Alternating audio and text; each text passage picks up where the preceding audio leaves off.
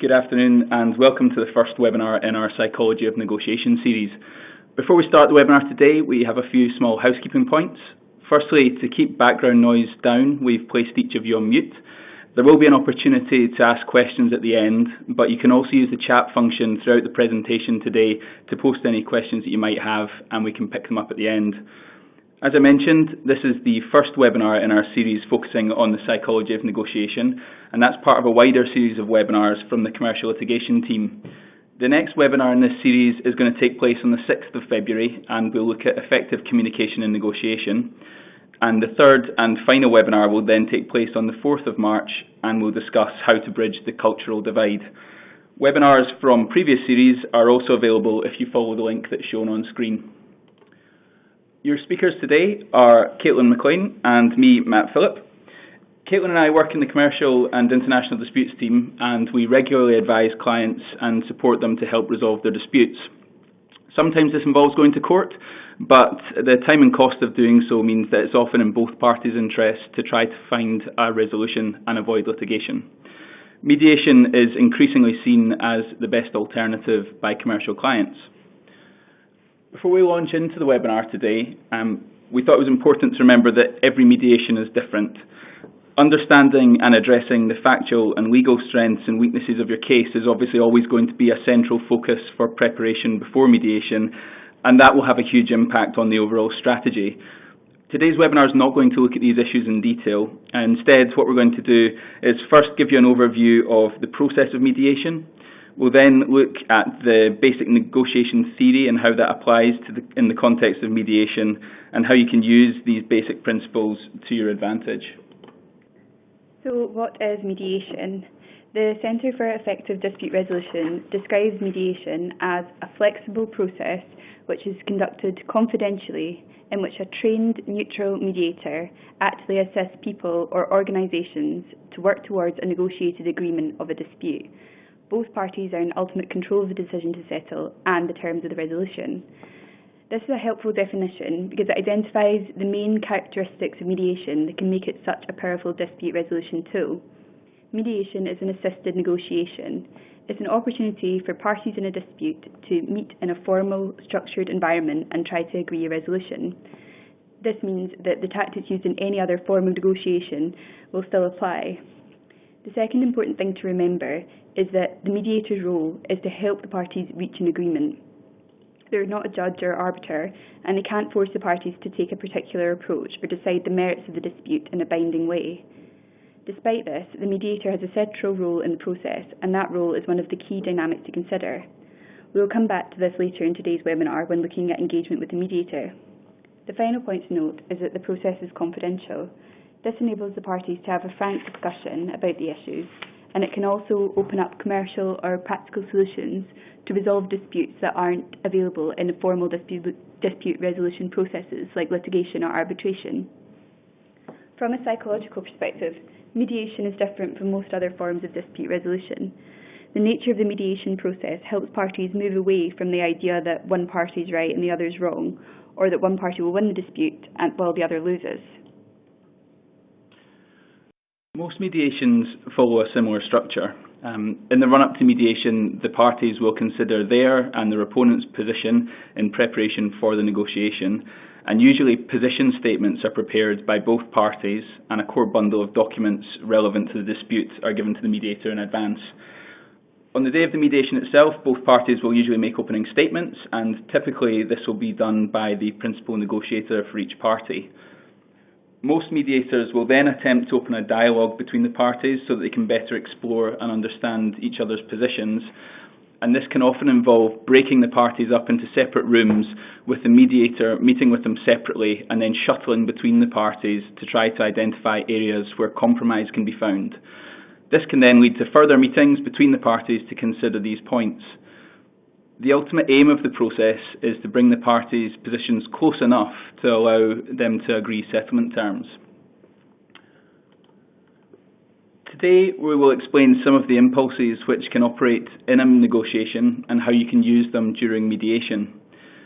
We'll first discuss the elements of persuasiveness and how you can use your behaviour to influence another party.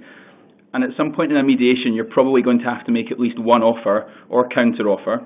So we're going to look at the psychology of offers as well, how to increase the attractiveness of any offer you make by changing the timing, frame or concession pattern of the offer. In 1984, Professor Robert Cialdini published his book, Influence, the Psychology of Persuasion. The book was based on his experience working undercover in real-life situations where persuasion was required, including car dealerships, telemarketing firms, and fundraising organisations. In it, he argued there are three key principles of influence: reciprocity, commitment, and consistency in social proof. The principle of social proof can be further subdivided to include authority and liking, and that's worth doing if for no other reason than because it creates the acronym RASCALS shown on the screen. We're going to look at each of these principles briefly and how they often apply at a mediation. Reciprocity is a major element of persuasiveness. People will only usually make concessions if they feel that their counterpart is willing to match them. However, reciprocity goes further than this. It creates a feeling of obligation. For example, why do restaurants provide diners with mints when presenting them with the bill? To encourage them to be generous when it comes to the question of the tip. The principle of reciprocity dictates that diners tip more generously when they receive a mint with their bill, even though they may not want it. You would think that people wouldn't fall for such an obvious tactic, right? Actually, studies have shown that diners who were given a mint with their bill tip 3% more generously on average than diners who could collect a mint from a bowl at reception on exiting the restaurant. 3% isn't much, but it's almost certainly more than the cost of a mint. The experimenters wondered whether they could increase the size of the tip by changing the nature of the gift. Maybe giving 2 mints would increase the diner's generosity twofold. In fact, it didn't. It increased the size of the average tip on average to 14% more than if no mint was offered. But most astonishingly, if the waiter gave the standard mint with the bill, but then increased the gift to 2 mints with the comment, "You lovely people deserve some extra mint," the average tip was 22% greater than if the mints were just left by the door. Many other studies have demonstrated that people feel obliged to reciprocate, and that applies regardless of whether they are reacting to a benefit they wanted or one they did not. This means that for part of the preparation for your mediation, you should focus on the possibilities for attracting reciprocation. If you're prepared to concede an issue, and you should identify in advance issues which you would be willing to concede, think about leading with it so that you can request a specified concession in response. Obviously, each time you offer a voluntary concession, it is in your interest to request a concession of greater value. It's worth requesting a specified concession because even if your request is rejected, you can use the rejection to your advantage. Your opponent will feel pressured to match your behaviour, and a good mediator will identify this type of behaviour as an opportunity to move parties closer together and may also seek to persuade them to offer a concession in return. That leads nicely onto the concepts of authority and social proof. They both originate from a human need to comply with social norms, and in 1963, Stanley Milgram shocked the academic world by reporting the outcome of his now infamous experiments into the power of authority. His experiments involved 3 individuals, a supervisor and 2 participants. At the outset, the supervisor informed the participants that they were participating in a study on reinforced learning. He informed them that they would draw lots to assign roles in the experiment. One of them would act as a teacher and the other would act as a learner. The teacher would teach a list of word pairs to the learner and then test them on their recollection of them. The supervisor of the experiment stated that the focus of the experiment was to study the effect of negative reinforcement in the form of electric shocks on learning. The supervisor explained that for each wrong answer by the learner, the teacher would have to apply an electric shock of increasing voltage to him. By way of demonstration, the supervisor administered electric shocks to both the participants at the voltage that the teacher would supposedly apply to the learner after the first wrong answer. He then invited the participants to draw lots, which were of course rigged. This is because the experiment wasn't really about reinforced learning, and it was actually a study measuring the willingness of the teacher to obey an authority figure in the form of the supervisor, who was instructing him to perform the acts that conflicted with their personal conscience. Only the teacher was actually the subject of the experiment. The learner performed their role in the experiment according to a script, in which they were strapped to what looked like an electric chair, and they were required to fail the test regularly. Thankfully for the learner, the electric shocks that were applied to reinforce the mistakes weren't real, and they would fake the pained reaction when the teacher applied the shock. Given that the highest voltage that the teacher was supposed to apply was 450 volts, which could have been fatal, that's obviously a good thing. The supervisor also acted according to a script, and if the teacher at any point expressed concern for the health of the learner, he responded that although the shocks might be painful, there is no permanent tissue damage, so please go on. If the teacher asserted that the learner wanted to stop, he replied, whether the learner likes it or not, you must go on until he has learned all of the paired words correctly, so please go on. And lastly, for each instance the teacher questioned the morality of the experiment or expressed a desire to stop, the supervisor gave the following answers. Firstly, please continue, followed by the experiment requires you to continue, and then it's absolutely essential that you continue. To the fourth expression of unease, the supervisor responded, you have no other choice, you must go on. The experiment then ended either when the teacher expressed unease for that fifth time or they applied the potentially deadly 450 volt shock. Before commencing that study, Professor Milgram had asked his colleagues at Yale to estimate the proportion of teachers who would go on to administer 3 shocks at their maximum of 450 volts. The sort of outcome of that test was that 1.2% of the teachers were estimated to do that. In reality, 65% of people did. The power of authority and social proof is something to bear in mind in a mediation. The mediator is an authority figure that can influence the decisions that are made by the parties, and spending time explaining your approach to the mediator and letting them make the proposal is one way to take advantage of this principle of persuasiveness. It's also worth thinking about how you can bolster your position using the authority of others, for example, expert witnesses or previous court decisions. Anything you can do to link your position or arguments to examples of even stories of what others have done in previous situations or to accepted public opinion or industry standards will help strengthen your position. Commitment and consistency is the concept that when people commit to a position or goal, that they are more likely to honour that commitment. Consistency is generally considered to be an attractive social trait, and so there is a desire to be seen in that way. In addition, our brains are required to make so many decisions each day that one of the ways they manage this is by using past decisions as a reference for a related choice. The parties attending at any mediation have committed their time and energy to the process. It's not uncommon for mediators to identify and commend this commitment to the process when they open the mediation. If the mediation begins to lose momentum, it can be helpful to remind the other party of the work which has been involved in getting to that stage, and the commitments which both parties have made during the course of the mediation. It's also important that the integrity of the mediation process is maintained. Parties should work with the mediator to ensure that the process remains as fair, consistent and transparent as possible, encouraging you and your counterparty to remain committed to the process itself. Next principle is liking. Reciprocal liking is a psychological term that's used to describe the effect where a person who is liked by another will tend to return that liking.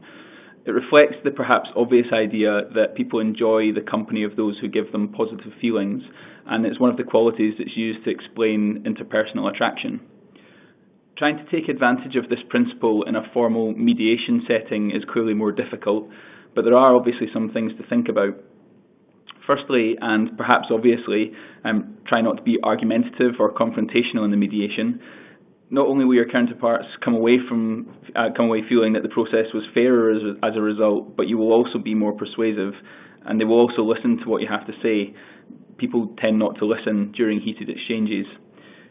Secondly, show that you're actively listening to your counterparts, so question and summarise their arguments before responding, and by doing so you'll foster a sense of trust and also give yourself the information and the time that you need in order to address their points. Think about ways to structure the mediation that might give the parties a chance to try to build rapport. This will depend on the circumstances, but some approaches include steering clear of the lawyers making any opening statements, if that's at all possible. This is an important early opportunity to build rapport and to try to set a more commercial and pragmatic tone. Another thing you could do is look for issues that can be discussed between the counterparts alone, or with opportunities to have the parties physically in the same place. A lot of time at mediation can be spent in separate rooms while the mediator shuttles between the parties, and that obviously has an important role to play, but it does risk depersonalising the mediation. Emphasising the scarcity of a particular opportunity can be another effective tool in persuading a counterparty to accept your proposal. In the context of a mediation, parties will often emphasise the scarcity of time available to reach settlement. There is often one party or both who's keen to make it clear at the start of the day that they have a flight booked at a particular time. The mediation is presented as the last real opportunity to settle before both parties will face the increased time, costs and energy involved in litigation. We will look at loss aversion later in this webinar, but there are situations where people are particularly inclined to protect against losing an established position rather than to take a risk in the hopes of attaining a better position in the future.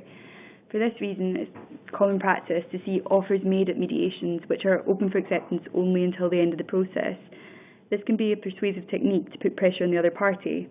But that being said, it's equally important to bear this in mind when considering any time-limited offer which is put on the table.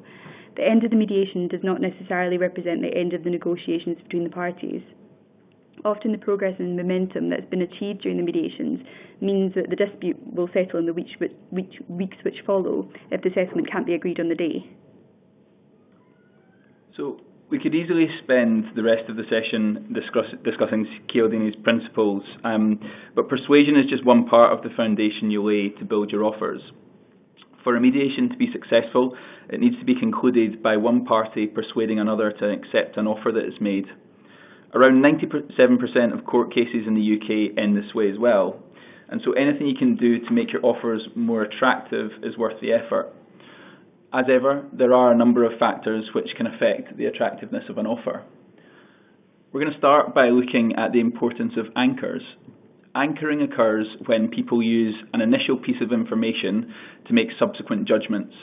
Once an anchor is set, other judgments are made by adjusting away from it, and there is a bias towards interpreting the other information around that anchor. The incredible effect of anchors was demonstrated by Daniel Kahneman and Eivos Tversky in an experiment in which participants were asked to judge the percentage of African countries that were members of the United Nations. Before participants provided their answer, the experiment spun a wheel with factors of 5 from 5 to 100 written around its edge. So imagine a sort of wheel of fortune type thing. The experimenter told the participant that this was done solely to determine a threshold number, but in reality the wheel was rigged to provide predetermined numbers.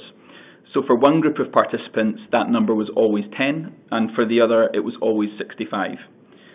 Notwithstanding that the examiner had expressly told the participants that there was no connection between the correct answer to the question and the result of the wheel that had been spun, the two groups answered very differently.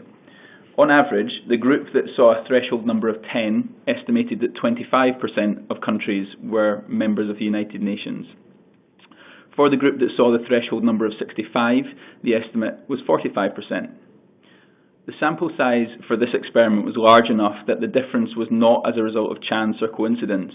The participants really were influenced by the presence of the random number on the wheel, even though they were specifically instructed to disregard it. Variations of these types of experiment have shown that, unsurprisingly, anchors associated with the judgment a person is asked to make are more effective than anchors with no connection, such as the anchor referred to in the experiment above. Also, people are generally more susceptible to anchors in relation to subjects about which they have little knowledge. That's not to say that experts are immune from anchors though. For example, in one study, valuation experts were asked to conduct a valuation of a property based on a pack of information which included a bogus listing price.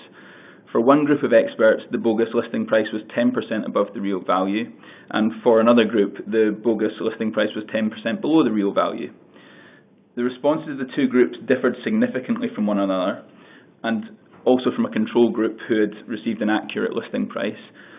Even though all the experts were instructed to ignore the listing price and denied having been influenced by it at all, the impact of anchors means that, in our view, there's an advantage in being the first to communicate details of your position to the mediator and to the other party. Whether you achieve this by making the first offer or simply by being the first to set out your position, the aim is to subconsciously anchor expectations against this information. Whilst the other party may have already obtained or received information about the issues in dispute, this is often the first time that they receive detailed information about your assessment of the claim. While the timing of your offer may have an impact, clearly the most influential factor will be its content, and obviously the content will vary from one situation to another. But regardless of the circumstances, there are ways to frame offers that make them seem more attractive and therefore influence behaviour. The theory of loss aversion was recently tested in a study by Professor Homanoff. Homanoff set out to find out the most effective way to encourage consumers to cut down on plastic bag usage. Her study assessed whether a 5% penalty would have a bigger impact on plastic bag reduction than offering a bonus of the same amount to shoppers. The results of the study show that the power which loss aversion can have on our behaviour.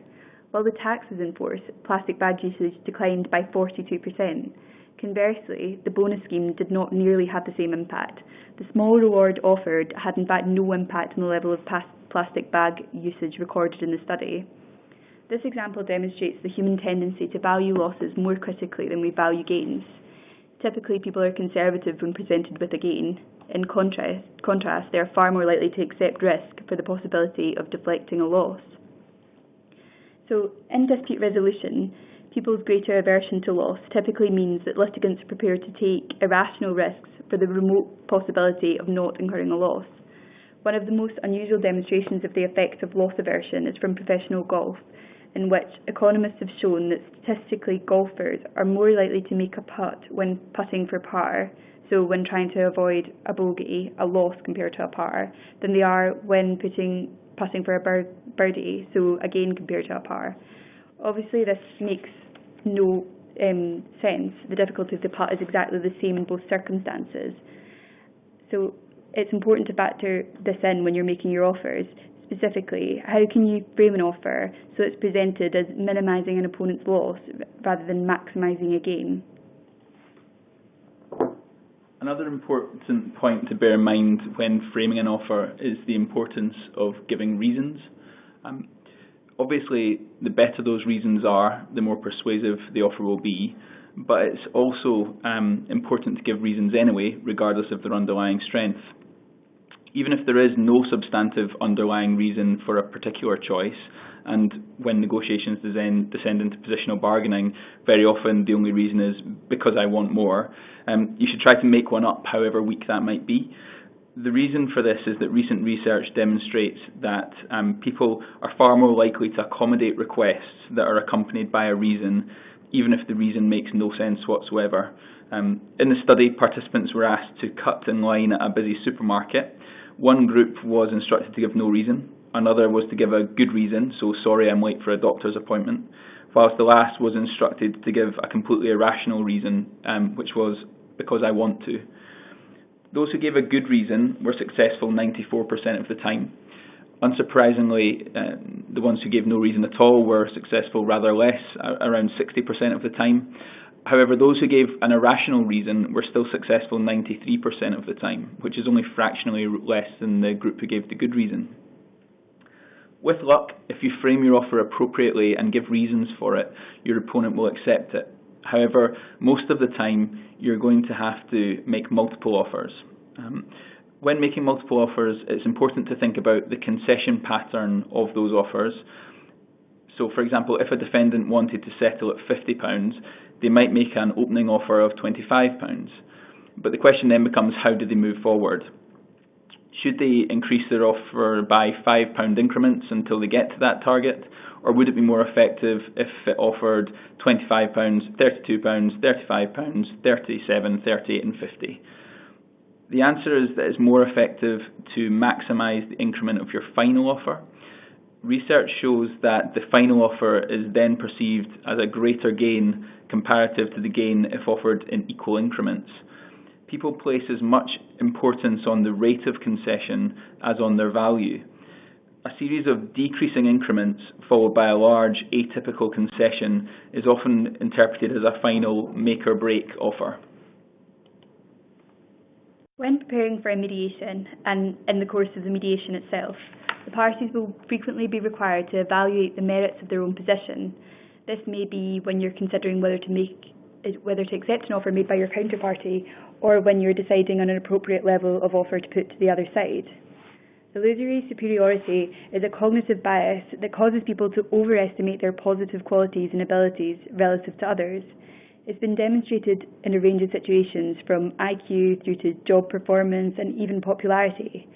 Perhaps the most famous survey on illusory superiority was carried out in America in 1981. The survey asked a large sample of people to rate their driving ability relative to others surveyed. Over 90% considered themselves to be above average skilled drivers.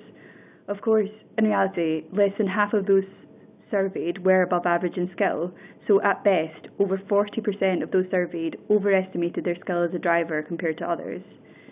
The second aspect of illusory superiority is that people overestimate their ability to control outcomes influenced or determined by factors outside their control. An interesting demonstration of this effect can be seen from the results of one study. Participants were offered $1 tickets to participate in an office lottery. The tickets each included a prominent picture of various famous footballers, so that each ticket was different. One sample of participants was allowed to choose their ticket, while the other sample was just given a ticket randomly. Before the lottery was conducted, the participants were asked to identify the price at which they'd be willing to sell their tickets. Even though the winning ticket was to be selected randomly, those who had chosen their ticket on average demanded $6.87 for the tickets, compared to just $1.96 for those who had not. Confidence in your position and your abilities is beneficial in negotiation and dispute resolution exchanges. However, overconfidence can be damaging because it reduces your ability to predict outcomes in an objective manner. At mediation, decisions quite often need to be made quickly in response to developments that take place in the room. So how do you guard against these biases so that you retain some perspective when considering your own position in light of that new information?